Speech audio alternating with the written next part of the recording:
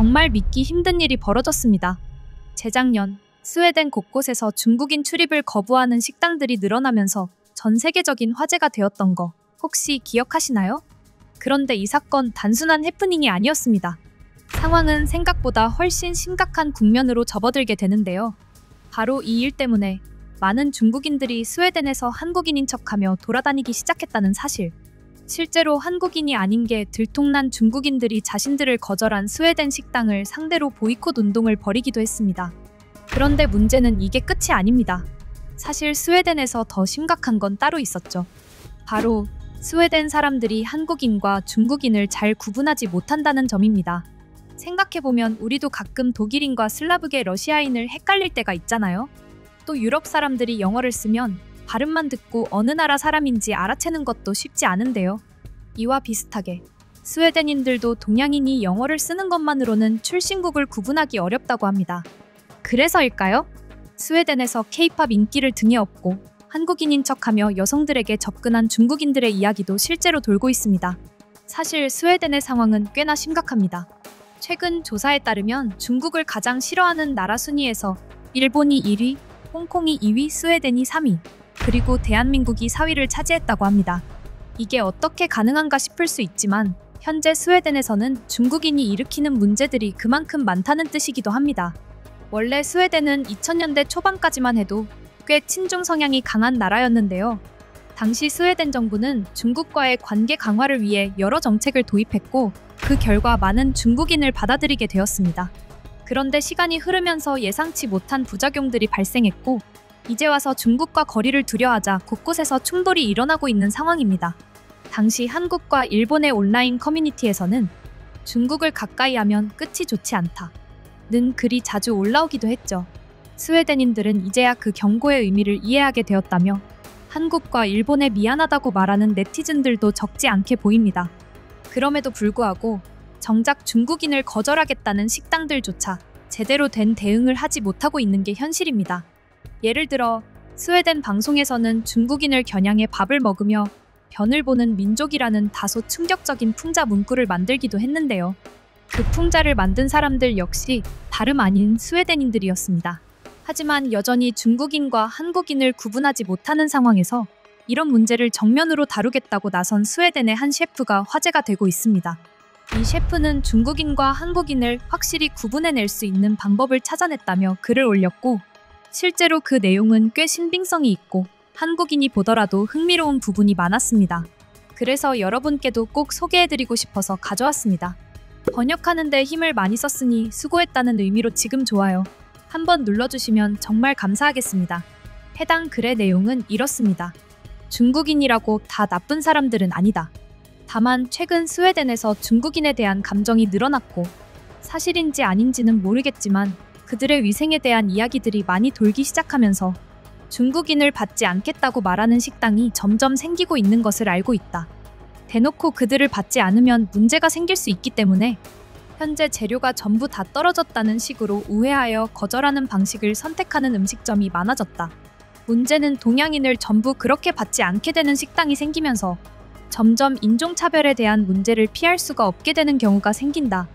당신이 사업을 제대로 오랫동안 영위하고 싶다면 오늘 내가 하는 말은 정말 귀담아서 제대로 듣기를 바란다. 스웨덴에서 중국인을 받지 않기 시작한 것은 단순히 인종혐오가 절대로 아니다. 그들의 시끄러운 대화 소리, 그리고 음식을 먹는 소리에 식당을 다시 찾지 않는 사람들이 많이 생기기 때문이다. 실제로 스톡홀름에 있던 어느 중식당은 더 이상 중국인이 아닌 손님이 찾아오지 않는다. 중국인으로 가득 찬 뒤부터는 아무도 그 식당을 찾지 않는다. 그런 식당이 되기 싫다면 지금부터 구분을 똑바로 해야 하는데 재료 부족으로 운영이 어렵다고 말했을 때 그들의 반응을 자세히 보라. 그 말을 듣고 화부터 낸다면 무조건 중국인이다. 그러므로 재료 부족하다는 말을 다시 주워 담지 말고 끝까지 밀어붙여야 한다. 한국인들의 경우는 그 말을 들었다고 화를 내는 경우는 없다. 만약 자신이 인종차별을 당하는 것처럼 느껴진다고 해도 한국인들은 화부터 내지 않는다. 자신이 당하고 있는 게 인종차별인지 먼저 확실하게 하는 것을 중요하게 생각한다. 자신이 처한 상황과 자신이 들었던 말들이 확실히 인종차별이었는지를 먼저 판단하는 것을 가장 중요하게 생각하는 게 한국인들이다. 중국인들은 많이 다르다. 그들은 인종차별이 아니더라도 그들을 조금이라도 기분 상하게 하는 말을 들으면 분노한다. 이러한 현상은 자기들이 가장 강력하고 최고의 부자 국가에서 왔다는 심리에서 기인하는데, 그들은 최고의 대접을 받아야만 하는 부자 국가에서 온 것이고, 오래전 스웨덴의 친중 정치로 인해 스웨덴이 중국의 도움으로 발전을 꾀했다는 점 때문에 스웨덴이 중국에게 많은 빚을 지고 있다고 생각한다. 그렇기 때문에 모든 스웨덴인은 중국인에게 잘 해줘야만 한다고 생각하는 심리가 있는데, 이것이 참으로 이상하기 그지없다. 특히 중국인들은 나라의 땅 크기라는 점을 상당히 중요시 여기는 사람들인데, 중국이 땅이 큰 나라이지 않는가? 그렇기 때문에 중국인들은 땅이 중국보다 작은 나라를 약하게 생각하고, 땅이 작은 나라를 못 살고 교육을 제대로 받지 않는 나라로 생각하는 경향이 있다. 참으로 신기한 발상인데, 스위스의 경우는 돈도 많고 교육의 수준이 상당히 높은 국가이지만 중국의 기준으로 봤을 때에는 스위스는 너무나도 작은 나라이기에 후진국으로 판단까지 되는 수준의 나라로 전락한다. 밥을 먹다가 갑자기 트림을 하고 코를 풀고 방귀를 크게 뀌는 한국인이 있다면 축하한다, 그는 한국인이 아니고 한국인인 척하고 식당으로 들어온 중국인이다.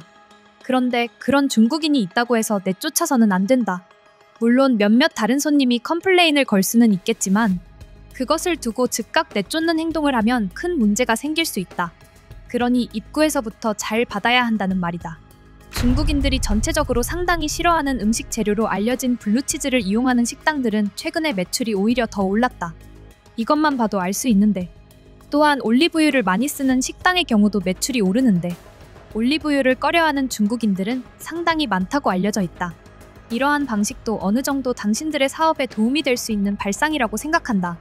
중국인을 받지 않는다고 한국인과 일본인을 받지 않는 실수는 절대 하지 않기를 바란다. 특히 한국인들은 식당 운영에 상당히 중요한데, 한국인들은 그 어떤 나라 사람들보다 핸드폰 앱을 잘 이용하고 식당에서 밥을 먹은 뒤 감동을 받으면 식당에 대한 리뷰를 많이 남기는 사람들이다. 스웨덴에서 한국 사람들을 찾기 정말 어렵지만 그럼에도 불구하고 한국인들이 식당에 대해 남긴 높은 평가들이 상대적으로 많이 있는 것을 보았을 때 한국인 손님을 받는 것은 중요하다. 그에 비해 일본인들은 평점을 후려치는 것으로 유명하다. 물론 일식이라는 것은 상당히 고급스러운 것으로 알려져 있지만 그들은 그것에 대한 자부심이 있고, 조금이라도 맛이 없으면 평점 테러를 서스럼 없이 하는 것이 바로 일본인들이다. 하지만 그렇다고 해서 그들의 행동이 잘 못된 것은 아니다. 특히 일본인들은 식당에서 매너가 상당히 좋다. 문제는 중국인들이다. 그들은 자신이 손님이라는 사실 하나만으로 모든 것을 정당화하려는 경향이 강하다. 음식이 늦게 나오면 주방을 향해 소리를 지르고, 메뉴가 기대에 미치지 못하면 계산대 앞에서 항의하거나 별점을 0으로 남긴다.